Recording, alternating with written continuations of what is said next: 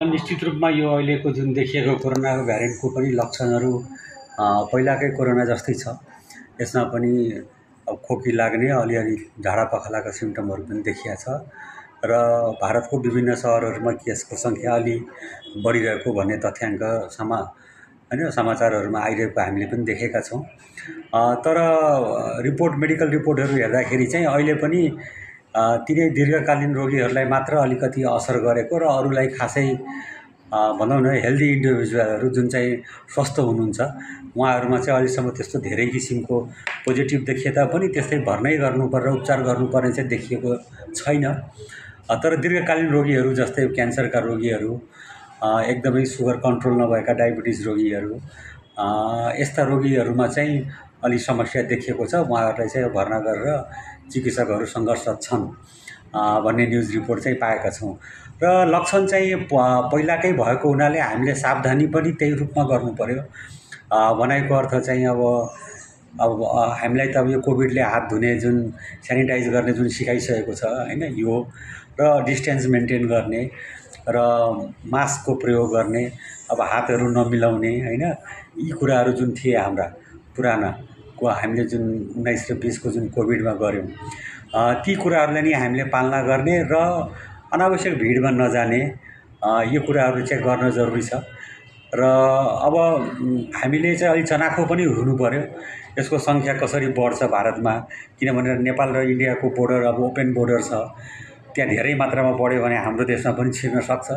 त्यसकारण डराउनुको अवस्था पनि छैन, तर चनाखो भएर बस्नुपर्छ निश्चय पनि। अर्को यहाँले डेङ्गुको बारेमा सोध्नुभयो। अब डेङ्गु चाहिँ अब डेङ्गुमा ज्वरो आउँदाखेरि जिउ एकदमै दुख्छ। हामी चाहिँ बोन ब्रेकिङ पेन भन्छौँ, हड्डी भाँचिने गरी दुख्छ। एकदमै धेरै ज्वरो र त्यसरी जिउ दुखेको खण्डमा शङ्का गर्ने र डेङ्गु प्रायः चाहिँ अब डेङ्गुको जुन कीटाणु हुन्छ त्यो चाहिँ उसले सफा पानी मन पराउँछ। त्यसकारण बर्सात याममा चाहिँ जहाँ जहाँ पानी जम्छ त्यो ठाउँमा बढी देखिन सक्छ होइन। अब त्यो कहिलेकाहीँ गमलाको तलको प्लेटहरूमा पनि हुनसक्छ, कतै राखेको टायरहरूमा हुनसक्छ, नयाँ खाल्डोहरूमा जमेको पानीमा हुनसक्छ। त्यसकारण सक्दो आफ्नो घर वरिपरि यस्तो कुराहरूलाई पुरेर राख्ने र प्रायः डेङ्गुको लामखुट्टेले चाहिँ तपाईँको दिउँसो चाहिँ यसले टोक्ने गर्छ। त्यसकारण यी कुराहरूको चाहिँ हामीले ध्यान दिनुपर्ने। अब मस्किटो रिपेलेन्टहरू कहीँ छ भने यी कुराहरू छर्किने र एकदमै जिउ दुखिने गरी ज्वरो आयो भने तुरुन्त चिकित्सकको सम्पर्कमा जाने। र एउटा समाजलाई पनि यो म्यासेज के हो भने हामीले यो बेलामा ब्लड ब्याङ्क पनि बलियो बनाएर राख्नुपर्छ, किनभने डेङ्गुको महिनाहरूमा चाहिँ प्लेटलेटहरू चाहिन सक्छ।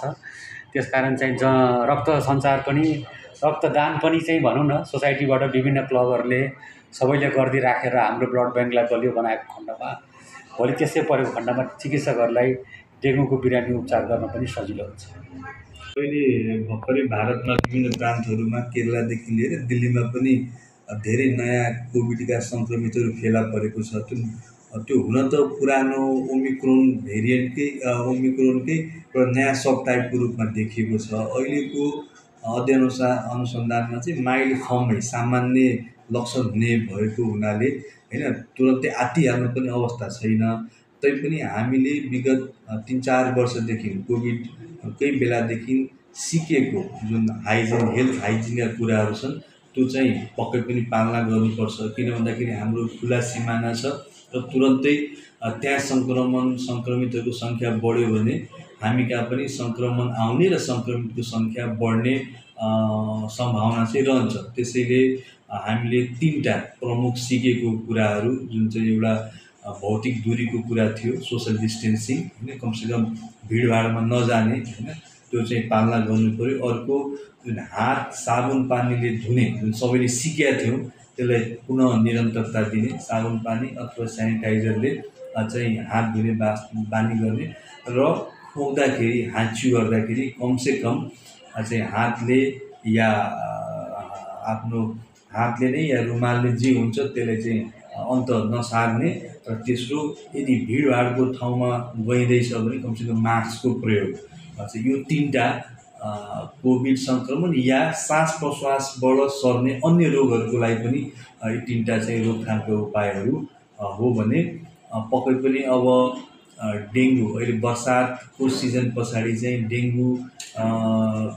डेङ्गु सार्ने लामखुट्टेको वृद्धि हुन्छ र डेङ्गुको सङ्ख्या बढ्ने चेतावनी पनि रहेको छ र सम्भावना पनि रहेको हुँदाखेरि हामीले आफूले डेङ्गुको लार्भालाई कमसेकम वृद्धि नहुने जुन सुरक्षाको उपायहरू छ, जस्तो घर वरिपरि कुनै खाल्टाखुल्टी छ भने त्यसले पुर्ने, कुनै जमेको पानीहरू छ भने कमसेकम हप्तामा 1 दिन त्यसलाई बगाउने होइन।